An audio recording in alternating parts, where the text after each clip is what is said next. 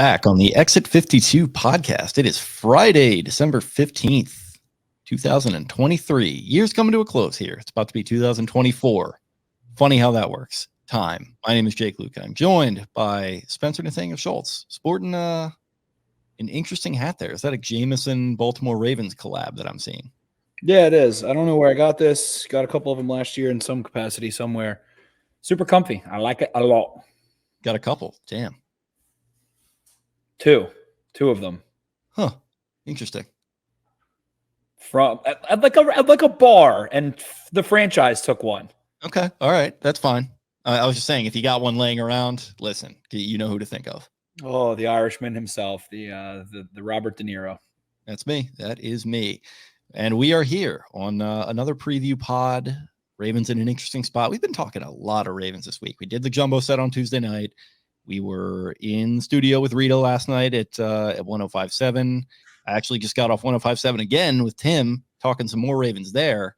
It's been a lot, and I don't know. I've been enjoying it quite a bit, but here we are. We got to talk some Ravens, Jacksonville Jaguars. How we feeling about that?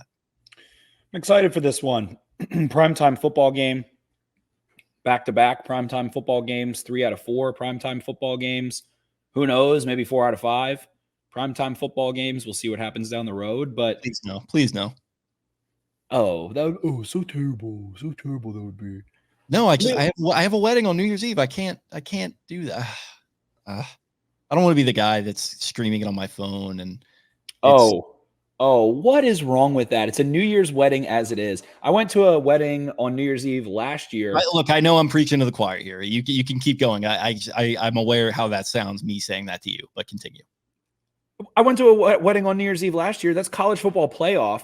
And they had a ball drop thing at the reception, and every guy there was holding Georgia, Ohio State on their phone. I think it was Georgia. That's going to be big for you this year with your Crimson Tide sneaking in. I mean, sneaking in by winning the SEC championship. Oh yeah, what a sneak job that was! Can't wait for them to get their revenge on Texas. Oh boy, that'd be exciting. But yeah, so the Ravens piling it up here, and I'm excited for this one because, again, hey, great to win. 1 seed, awesome. Bye, want that. Badass. But not the end of the world. Again, these games are a little bit of litmus tests. And we go back, these two teams played last year. The Ravens blow a lead against the Jaguars last year. And I look at this as a did you learn your lesson game? What have you learned since? Well, the Ravens went and got way better weapons to make sure that maybe if they need to throw the ball later in the game, they can make a play or two. They changed their offensive coordinator. And we just watched last week the Browns go take a big lead and the Jaguars can really play from behind. Oh, what did the Jaguars do in the postseason to the Chargers? Come from behind. So this is a team that very much is a likeness of the kitty cats that they are themed after. They have 9 lives. They will keep coming and coming and coming, and Trevor Lawrence will fire the ball quick. Wow. That wasn't even a good one. That wasn't a good one. It was so not a good one that it might be a good one, but it wasn't a good one. I didn't say anything. Oh, okay. Oh, all right. You didn't speak through your little fingers there on your little soundboard. Yeah, talk to Mr. Wilson. That was not me. I'll take it up with the crooked nose man himself. But these kitty cats have 9 lives. They've proven it time and time again. They did it to you. They did it in the playoffs. They just kind of did it last week. They didn't complete that comeback, but you're not going to be able to get complacent. You are going to probably get a lead in this game, probably have to repeatedly stick them in the heart with a steak and garlic and a silver bullet and thwart them. So I have many thoughts on the Jaguars offense. That's what I spent most of my time on. But you know this team a good bit. They're in your conference, familiar foe to a degree. You went down there last year. You know what that's all about. A lot of the same guys. And got to get it done. This Jaguars team's decently hobbled. And Trevor Lawrence himself is hobbled. So not really a lot of excuses in this one. The Jags are a solid, very solid team. But just not a lot of excuses to have a pitiful performance in this one to me. They almost they seem to me like the sort of the positive timeline of what the Chargers should have been. Like if things had worked out for the Chargers, this is what they would be, right? With the young, super talented quarterback that everyone loves, and they got some weapons on offense to deal with. I know Christian Kirk's dealing with some health stuff. Defense, a lot of talent on there. It's certainly working out better for Jacksonville than it has for the Chargers. And really, they got what the Chargers are missing, I think, which is a solid culture with a good, respected head coach in Doug Peterson, who's got these guys pretty much, I think, where they should be at 8-5.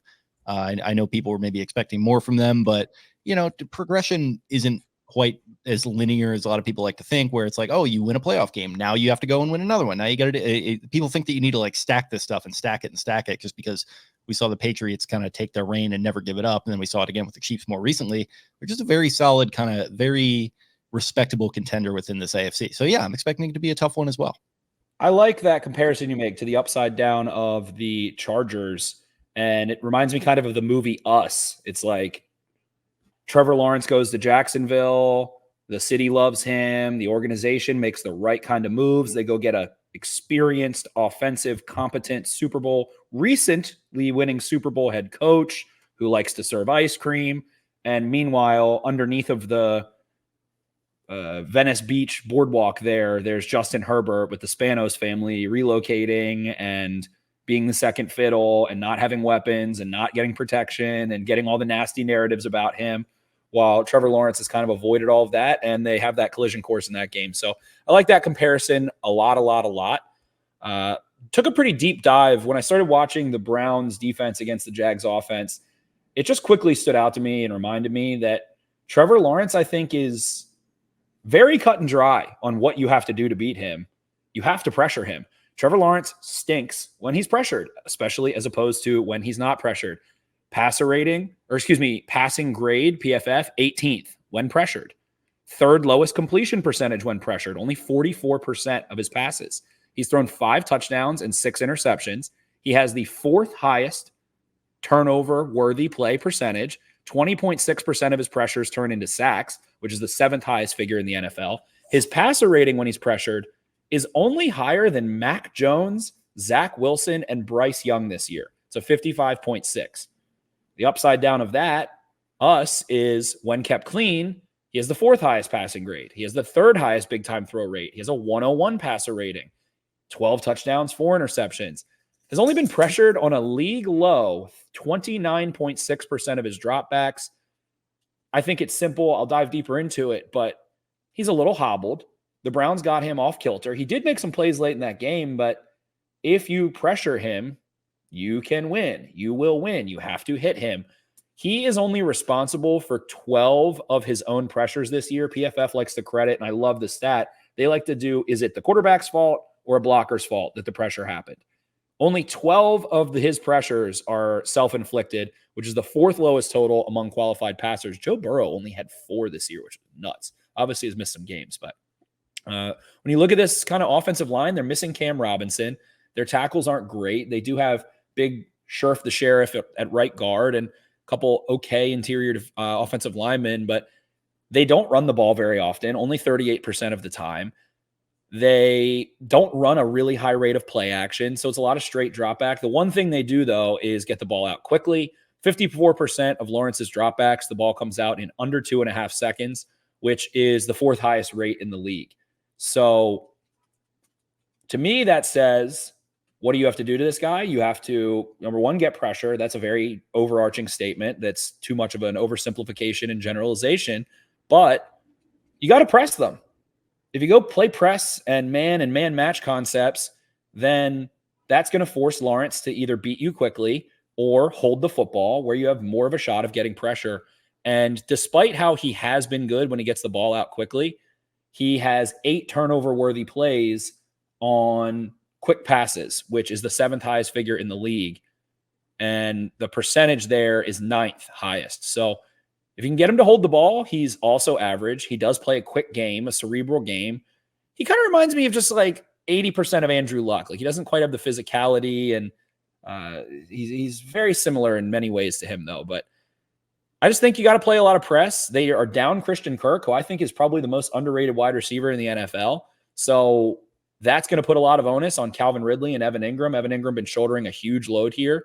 and has, I think, 170 yards, 20 receptions, and 3 touchdowns on a bunch of targets in the last 2 games. So they've asked Evan Ingram, who they paid a good bit of money, to fill that void in the middle of the field, and he's done a great job there. But I think the Ravens have been pretty damn solid defending tight ends for the most part. And Jags are a little beaten up right now. Like, they've had a tough stretch, and I think this is a get-right game. They were really, really rolling before that Trevor Lawrence injury. His EPA per drop back was like 0.5 over the course of a month before that game. His completion percentage over expectation was really high. So I think the Ravens got a little bit of a favor here in the terms of that injury, and Christian Kirk and Cam Robinson's out, and that offense is down a lot. And, I'll pass it over to you in a second, but their run game stinks. Their success rate's really low. They average, I think Travis Etienne's averaging like under 4 yards a carry. They run a ton of gap, which was surprising. He leads the NFL in gap rushes, man, power, counter kind of rushes, 128 attempts. Only him and Joe Mixon have more than 110. And it's funny, he has such a bad yards per carry average, but has the second most forced tackles missed in the NFL. His breakaway percentage, 15-plus yard runs, is not very high. So they really tried to get him going against the Browns. They ran some wildcat and some counter and some stuff, and he got going a little tiny bit. But it's just going to be, did you learn your lesson on what Trevor Lawrence can do to you? If you play conservatively with a lead and sit in soft zone, he'll pick you the fuck apart. And did you learn your lesson last time, Mike McDonald and these DBs and everything like that? So I don't know. I don't know what the Jags can really have up their sleeve this time for the Ravens. I think the Ravens might have a little bit deeper bag of tricks defensively than the Jags do offensively. Yeah, it almost like they're an interesting sort of use case for me. A little bit of a non sequitur, but just in terms of like building their offense strategically, they're an interesting use case for like, they don't go after the shiny objects. They like go and pay the guys who they believe are going to fit their offense well and produce for them. Because I like that Christian Kirk signing got absolutely just obliterated by people when it happened, and he's looked amazing. And then you've got Calvin Ridley. That was very much a buy low when they went and traded for him. You look at Evan Ingram, same thing. Outside of those guys, like, what really threatens you? Zay Jones has been productive for them. I know he kind of killed the Ravens a little bit last year too. Parker Washington lined up in the slot. And then their tackles are kind of a weakness as well there.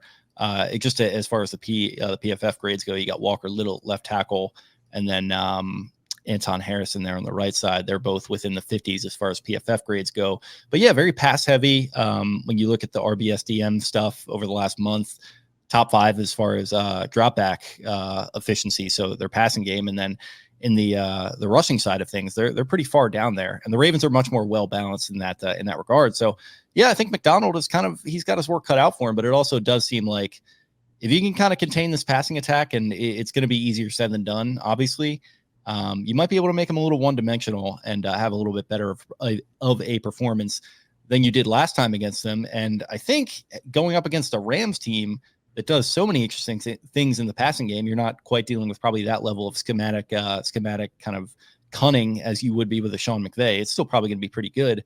I think that was probably a pretty good test as well to have them ready to go in this one. What do you think about that? I do certainly think that could expose some leaks coming out of that bye week. And we watch the Rams really try to use bunches and trips and tight alignments to force the Ravens to pass off in coverage, and got them a few times. And Puka Nacua goes and makes a crazy catch, and Cooper Kupp demonizes them a little bit. So Marlon Humphrey in this one, got to be a quick rebound, quick bounce back. Had a little bit of a layoff there, the bye week, the injury, a bad game there, and can't be having that. Can't be giving up free passes. And it just doesn't feel like the Jags are in the same phase of their season as the Rams are. It feels like the Rams weren't comfy, have to fight, have to claw, knew they had a tall task. But the Jags are like, all right, CJ Stroud's hurt, and we've been in first place. We went to the playoffs last year. 8-5 is really good. They basically just beat they just have to beat the Texans. Like, that's, if nothing else, they just have to beat the Texans probably, and they make the playoffs and win their division and get a home game again. And that's a resounding success. So I don't know that there's this level of hunger on that offensive side of the football right now from them. And I don't know. I kind of did think that I was like, who are the horses going to be against the Rams that are going to beat you? I thought Cooper Kupp would not look as fresh as he did. And boy, oh boy, did he look fresh, bouncing off tackles, carrying guys, going up and grabbing the ball. Nakua looked really good, did not look hurt at all. So, that's always a crapshoot of injuries and things like that. So that the mega culpa, I should have talked about that probably more. I think I talked about Kyron Williams a little bit on the jumbo, but I don't know, man. ETN's shifty, just not consistently efficient. I don't think they really care. I don't want to say they don't care about running the ball, but they throw the ball so much. It's funny. Like I look at the Rams a little bit, and they seem to be almost like having been built in Matthew Stafford's kind of image, where it's a lot of just like razzle dazzle. It's a lot of just like, I don't want to call it frantic, but it's a lot of controlled chaos where he's bouncing around and he's, completing these crazy. It's a lot of him making throws that the defense doesn't expect him to make. Yeah. And it's like, and they hit a lot. Like, I wouldn't say a lot of the time, but they hit enough to be. We talked about this. He throws the lowest percentage of catchable and on target passes in the NFL. He throws a lot of low percentage passes in that offense. Right. And this is kind of like, to tie it back to the Jags, it's like if the Rams do that through Stafford, it almost seems like the Jags do that with Lawrence, who we've talked about. He's just kind of like, he's very big. He's very statuesque, but he can move around a little bit. He's just very good at everything, and he doesn't necessarily blow you away at a lot. And it's just the way that he moves around, the way that he throws the ball. It's just all very deliberate and methodical. And it seems like their approach is that way, where they'll pick you apart underneath, and they'll just take what you give them. Basically, seems like they kind of run their offense stylistically in a philosophical way, or philosophically almost through their style of their quarterback, which is interesting. They do, and they do take a lot of shots. Lawrence has tied for the 6th highest percentage of passes that travel 20-plus air yards, so attacking over top about as much as the Ravens do. It is 0.2 less than Lamar Jackson does. And when you go through a lot of numbers, Lamar Jackson and Trevor Lawrence having a very similar year in many, many ways. The one thing that Jackson does better is after, improvising, creating after the play, extending plays, has the 4th highest completion percentage after 2.5 seconds in the NFL. A lot of big time throws there. Whereas the difference is that Lawrence, like we said, and that's kind of what I think your point is, he operates the offense. He distributes the football. He gets it out quickly. He negates the pass rush. And that might not have a lot of razzle dazzle, but it moves the football down the field really quickly. And Doug Peterson still is creative enough. They've done a great job using Evan Ingram and all those things. So I don't think it's a flashy offense, but it is a highly quarterback cerebral dependent offense, like Tom Brady, like you mentioned Matt Stafford on the Rams. It's his show. He's calling the plays. He's got his checks. He's got his options. He's got his winks and his nods. Maybe Aaron Rodgers like in some ways from a few years ago, I would put it. Maybe a little less ridiculous on the deep ball, but he's good. He's a good quarterback. They have a good offense. They don't have a lot of great, but Evan Ingram's been playing great. Calvin Ridley can beat you in man. You mentioned Zay Jones there. Parker Washington came on strong in Kirk's absence 2 weeks ago. And you just have to hit Lawrence. Like, you just have to keep hitting Lawrence. Going and looking at the opponents that the Jaguars have played over the last few weeks here, we have the Browns, who don't sim a lot of pressure, the Bengals, who simulate some, the Texans, who simulate some, the Titans, who simulate some. So in terms of Mike McDonald's idea of who and what and how I'm going to go stunt and blitz and sim pressure and everything like that, I mean, the Ravens at this point, heading into last week, 31%. If you go look at the Bengals, 22%, above average there. And other than that, the rest of those teams, the Texans, very rarely sim pressure, actually. I was wrong about that one. And the Titans do a fair amount. So I think you got to turn up those looks, see if you can get him to hold that football. And like you said, Matt Stafford last week was a great shot for the chaser to be Trevor Lawrence, of a quarterback that knows what you're doing, isn't going to take a lot of sacks, and will get the ball out. Lawrence doesn't get pressured a lot, but takes a lot of sacks. Has a very high pressure to sack rate. 20%. 1 out of 5 pressures are a sack. So get pressure. Have to get pressure on him. 61 as far as their overall pass blocking grade on PFF, 44.2 in run blocking. So those are pretty dismal numbers. They are horrific in the run game. They are abhorrent. Yeah, and it's funny because like their passing attack overall is rated as like an 80, which is in the green. That's very good, and pretty much their entire team is kind of graded pretty well across the board, except for that. Their tackling is not good on the defensive side of the ball, which we'll get to. But yeah, it does seem it seems a little one-dimensional, which I'm sure Mike Mack will be licking his chops looking at that. They get the ball out quickly a lot, and they take a good bit of deep shots. They're not a big intermediate passing team. They don't really have that presence.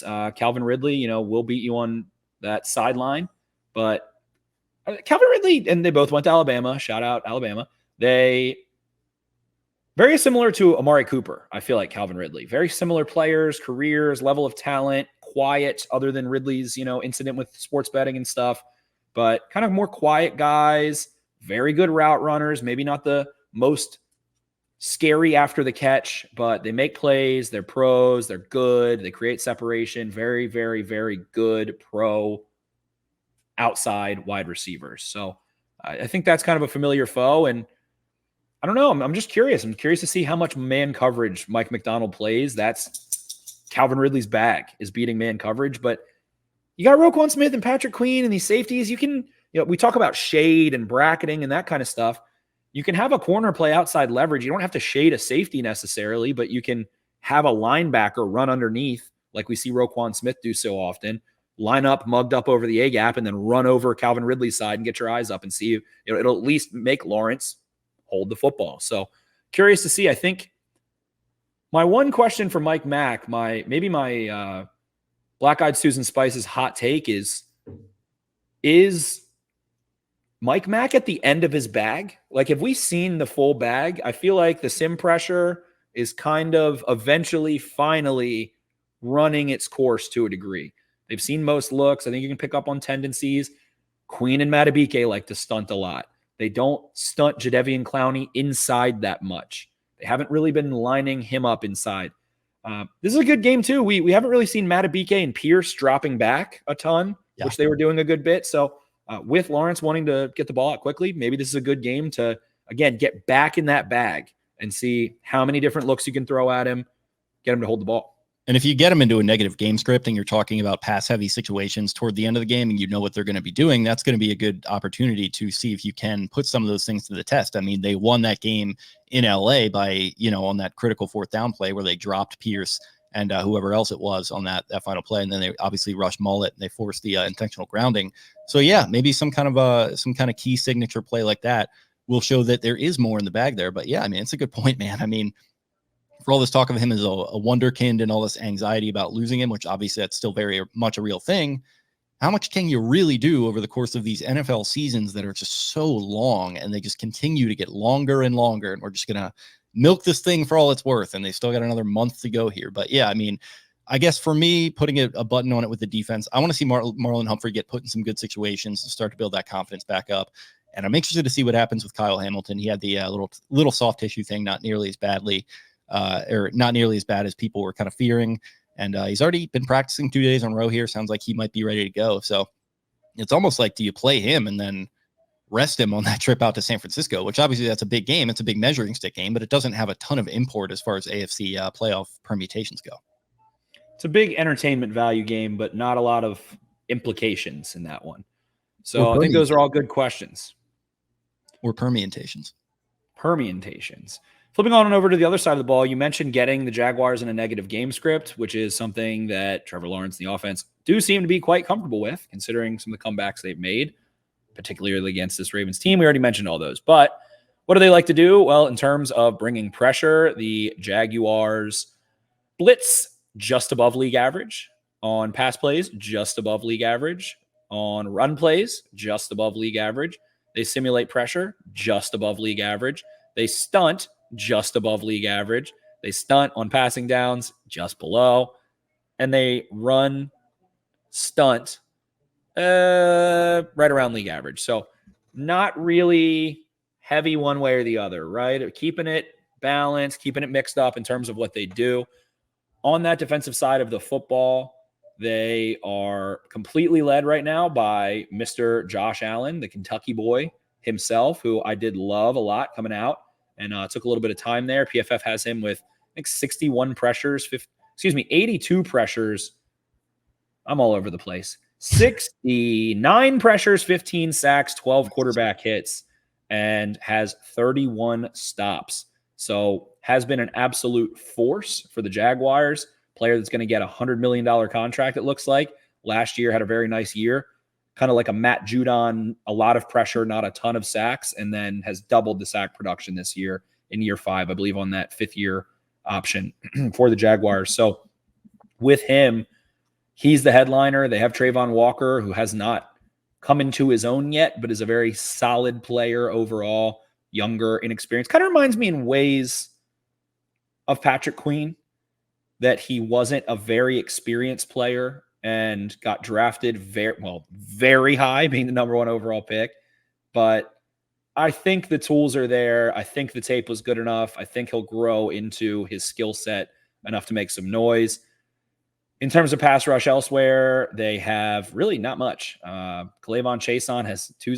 They only have 2 players with more than 3 sacks. And they only have 2 players with more than 40 pressures, only 3 with more than 16 pressures. So not generating a lot of pressure outside of those edge rushers, which is why having Lamar Jackson is very nice. If he knows where pressure will probably come from, he can just dance on it. He can just toy with it. He can toy with anyone. So he's doing tricks on it, is what you're saying. Oh yeah, he'll do all kinds of crazy stuff. So pressure-wise, I don't see how the Jags put Jackson in a blender. I think the continuity up front, I think the lack of depth of talent is not very high in that front in terms of pass rush ability. However, they're a very stout run unit, in my humble opinion. I think they do a nice job. They have Foyeside Oluokun, one of the better linebackers in the NFL, a ton of tackles, very little missed tackles. Let's see here. He has 8.1 missed tackle rate, which is right around where you'll see Roquan Smith most of the time. 103 tackles there. 54 stops. I think that's towards the top of the league. They have Devin Lloyd back there as a very nice, athletic, younger-ish duo. Not too dissimilar from Queen and Roquan Smith. A little bit bigger and a little bit more thumping ability, I'll say there. But Oluokun can really run, and I think is a crazy underrated player that has been awesome this year for those Jaguars. And then in their secondary, Andre Sisco, a little bit of a ball hawk back there. He's made some plays, 3 picks, only 1 pass breakup, but has had a couple interceptions. They have Darius Williams playing corner, who has been a very nice player, but boy, oh boy, can you run right through that dude's face. Rayshawn Jenkins at safety has been playing a good bit. Trey Herndon, Tyson Campbell, another high pick there, and Tyson Campbell that is kind of the opposite. He'll come hit you in the mouth, but you can beat him over top. So solid average unit from these Jaguars. In terms of what else I like to do, disguising coverage. I haven't even taken a look at these yet, actually. Nothing in the red, nothing in the blue. They are right around league average in everything they do. So it feels like a defense that has no outliers overall in terms of disguising coverage. And I'm going to go ahead and guess their coverage rates are pretty similar. Actually, they play a super high rate of cover 3, and they don't play a ton of cover 1 or cover 0. So a very heavy cover 3 team. And I think that bodes well for Lamar Jackson when they don't have a super talented secondary. The Ravens do have a lot of speed. I think this is a game where you'll see the Ravens receivers make plays again. You'll see an Isaiah Likely able to get in space and go rumble again. And I don't know. I think that the Ravens have played some pretty good defenses. I know people talk about their strength of schedule. PFF has the Ravens with the 30th strength of schedule and whatever their formula is there. But they played the Browns. They played some stout units and had some success. So I think they'll be able to move the football here. I would like to see Lamar Jackson have the field spread out. And whether that's with some heavier personnel and then you spread the field, I don't think condensing this team is a very good idea. I would like to see you walk them out, spread the field, give Lamar Jackson space, slide to Josh Allen and chip Josh Allen and go from there. I just think we'll continue to see the Ravens score 21, 28, 31 points as they have been.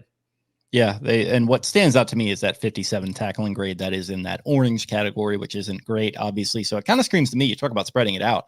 I'm wondering if this kind of last week they were pretty dependent on the big play at least as far as scoring went, where it's likely breaking a big one, Beckham breaking a big one, and then obviously they did have the touchdown drive to go ahead at the end there, which was a little bit more of that dink and dunk style. I'm kind of wondering, is it sort of that quick game extension of the run game thing? They're backed off 10 yards from Zay Flowers. You throw that little quick smoke to him, see if he can make a play, break a tackle, gain 5 yards. I feel like that would be a good approach. And I do feel like we're going to be seeing a lot of these Todd Monken screens, which people seem to be hot and cold on. Yeah, I could see those wanting to spread the field. And I think people are hot and cold on them because of the result. And, we've wanted to see the Ravens be a little bit more result based this year, as opposed to their process that they stuck to for so many years offensively. But I think the process there is, it opens up the middle of the field. It allows you to throw the ball over top. If they're playing a lot of cover 3, though, and they're sitting in middle of the field closed coverage a lot or a fair amount, that means more defenders in the box. You might want to not want to throw a ton of screens, but I feel like this would have been a really nice game to have Mark Andrews in, and I would like to see Isaiah Likely go up and get the football. I think there's a nice game to go run downfield on those safeties and see if you can hit those seams, attack the middle of the field over those linebackers a little bit. And man, if you can get that going, that'll spread them out some. And Keaton Mitchell, Zay Flowers, Odell's been making plays. I think we're going to continue to see Zay Flowers just make play after play, be a first down mover, make some guys miss after the catch. But I don't know. Lamar Jackson's probably most impressive throw I've ever seen was that nuke, that absolute weapon of mass destruction he threw to Deshaun Jackson in Jacksonville last year. And I don't think these safeties, I don't think these corners are like that. I don't think they're like that. Cisco a little bit, but I don't think running downfield back, I don't think they're like that. I want to see them get tested. Did see PFF posted that Rashad Bateman has the highest separation in the NFL among all qualified wide receivers in the entire NFL. And just want to see the ball come out a tick sooner. We've been saying that for a long time. It's not Lamar Jackson's game. He does like to hold it longer. He likes to make sure. And that did lead to a pick last week where it felt like if he got that ball out sooner and let Bateman run under it or overthrew him, which I've also complained about, give him a chance, underthrew it a little bit, too late, and then it got undercut and intercepted. So was overthrowing, now underthrowing. Let's get the Goldilocks here. Let's get that porridge just right and let Rashad Bateman cook downfield. Yeah, a little bit of that. I want to see some more balance as far as the run-pass splits go that I was complaining about last week. I know that there are definitely situations where it makes more sense to do one or the other, and it worked out well for them last week too with the win there. So it's all's fair in love and war, and the way things end, being good, whatever that saying is, I'm totally lost in the word salad there. But I just want to see a little more balance this week. And maybe it is a week for Lamar Jackson to kind of cut it loose in the scrambling game a little bit, which he started to do that in the second half. And it opened things up for them a little bit too. So a little bit more of that running attack, however you get it done. I just do want to see some more of that. I know it's funny because we were railing on them, or at least people were railing on them for not being pass heavy enough volumetrically, which can be a little bit of a misleading stat to begin with, I think, but just a little bit more balance. That's all I'm asking for. Definitely. And I do think those edge rushers are nice players, and maybe that dictates you to try and run inside a little tiny bit more. I do think it's a solid unit, especially because of those linebackers. But in terms of metrics, the Jaguars rushing defense, when you go look at around 10% filter for garbage time, rushing success rate allowed, they rank second in the NFL. So they have been quite stout. They do let guys rattle off a little bit, but rushing EPA drops down to around 10th. Have definitely been a much more susceptible unit against the pass there in terms of success rate allowed. It's almost a 10% difference. So strength on strength, stout unit. It feels like they just play good team ball, fitting the run. They like to have those two linebackers on the field, but try and run at those corners, run to the outside, stretch that field, and let Gus Edwards go back to work.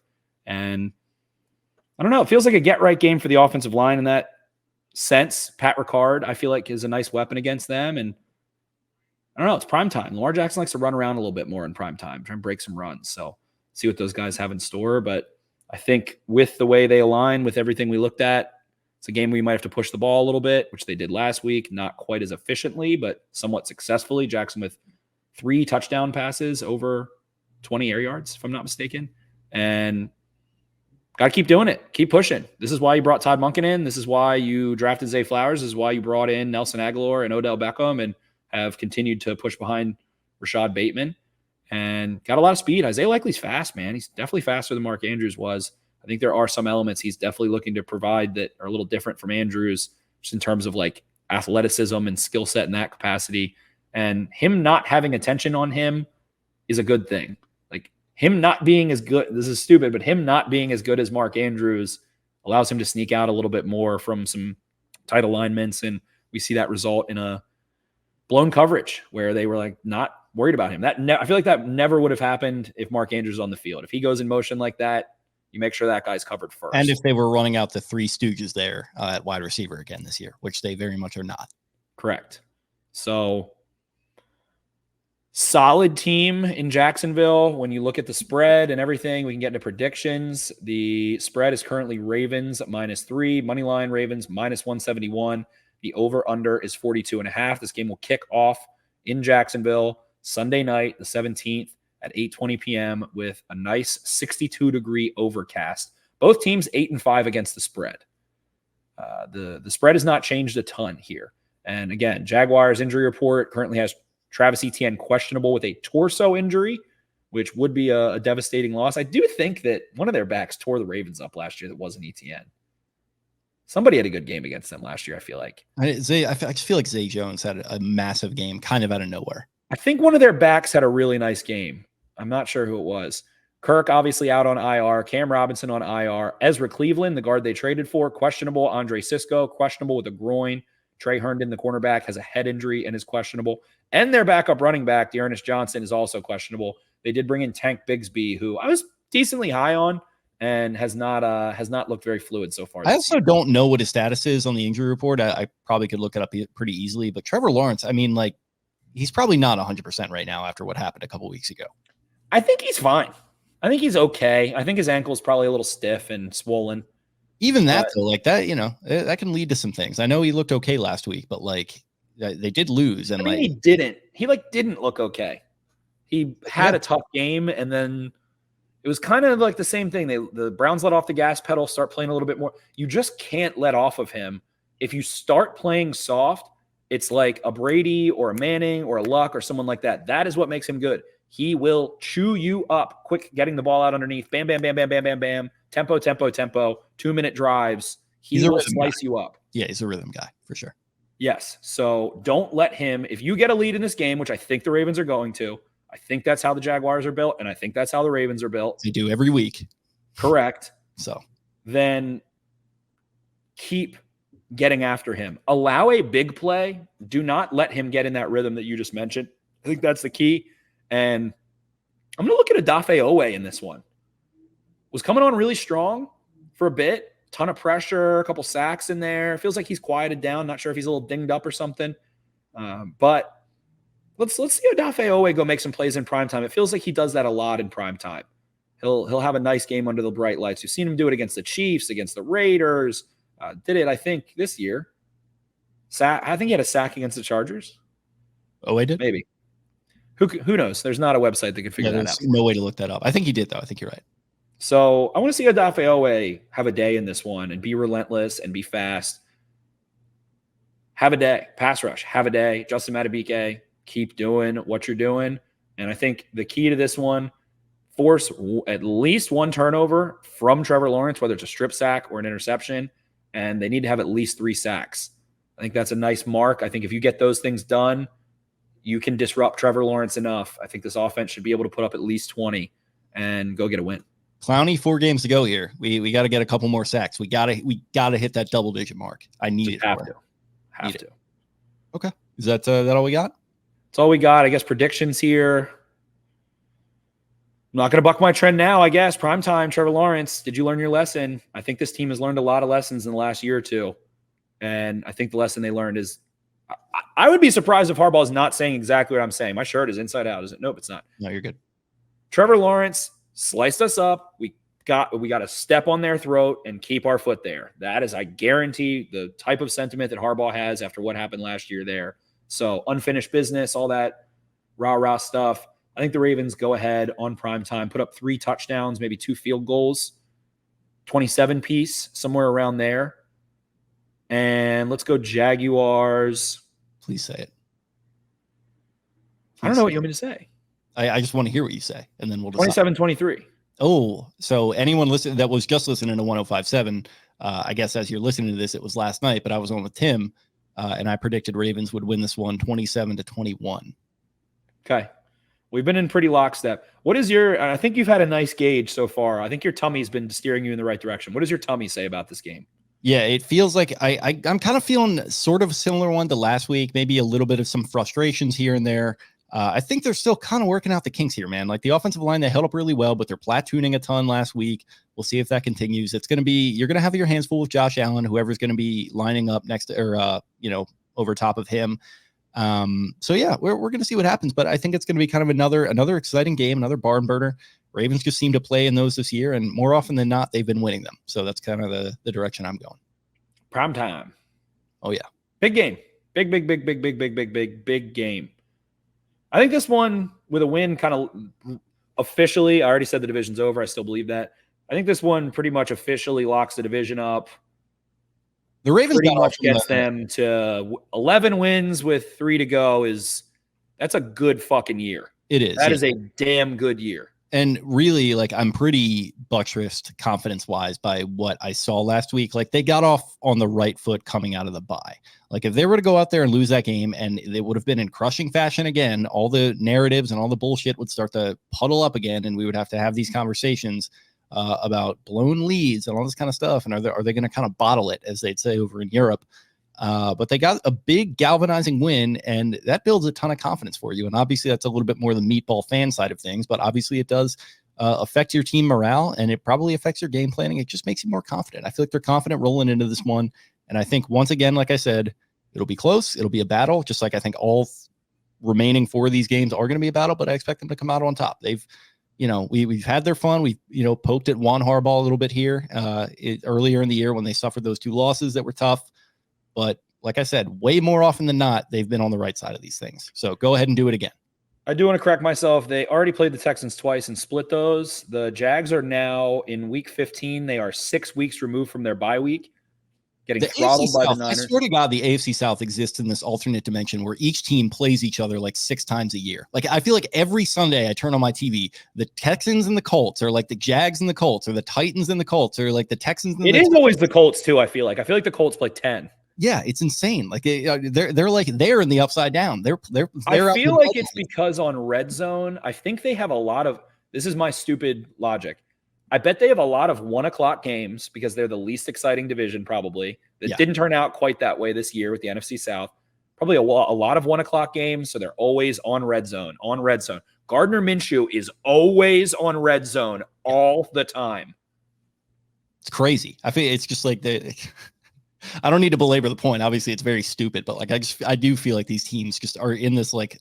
I think it's stupid, but it's not stupid. Like all I watch is AFC South football. That is how I feel. Yeah, I feel like I know a lot about that division and these teams. I see them constantly. We just saw the Titans the other night. Exactly. They have a mix of 1 p.m. and like random Thursday night games and stuff. The Jags and the Titans are playing on Thursday night. It's like always, always in your face. It'd be like 3 1:00 games and a primetime game somehow for one of them. Yeah, it's wild. But that's what we got. Ravens winning a close one from both of us. We do. So thank you so much, everyone, for listening. Please like and subscribe. I feel like I'm seeing the numbers start to pump up there on YouTube. I think a lot of our longtime listeners are starting to transition over there. We appreciate you guys. We love you guys. Holidays coming up here. We're about to drop, like I said, hopefully in the next couple days here, a new hoodie and some gear and some things of that nature. So keep an eye out for that. I like it a lot. I think it's pretty sweet. And hopefully, as Thursday night football comes down the barrel, hopefully my 4-unit hammer here, Mr. Jacoby Myers, pumping out 4 receptions, hits. Need that. 4-unit hammer. Wow. Okay. So that's all we got for tonight then, huh? That's all we got. All right. Well, thank you guys again for listening. Like he said, you can find us on YouTube at Exit 52 Podcast. Go ahead and throw that subscribe button our way. Watch all the videos, comment on them, throw the likes our way as well. Get that algorithm pumping. You can still find us on all the podcast platforms as well, if that is your preferred method. You can find us on social media at Exit 52 Podcast on Twitter, Instagram, TikTok, all of that. I am at Jake Louque. That's LOUQUE. Spencer Ravens 4 Dummies. That's the number 4 in the middle there. Brian at Barstool Banks. Taylor at Taylor Smythe 10. Eric at EDITTI22. Thanks again, y'all, and we'll talk to you again on Sunday night with the instant analysis. See ya. Arrivederci.